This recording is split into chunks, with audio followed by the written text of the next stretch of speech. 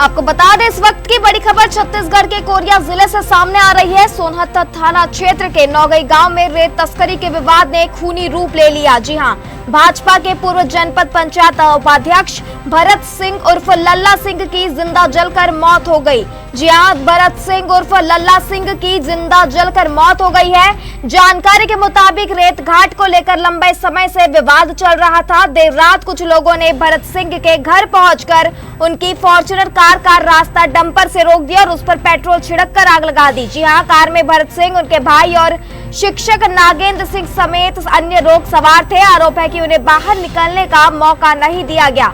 घटना में भरत सिंह की मौके पर ही मौत हो गई, जबकि गंभीर रूप से झुलसने से नागेंद्र सिंह ने इलाज के दौरान दम तोड़ दिया। जी हां, 2 अन्य घायलों का इलाज जारी है। पुलिस मामले की जांच में जुटी हुई है।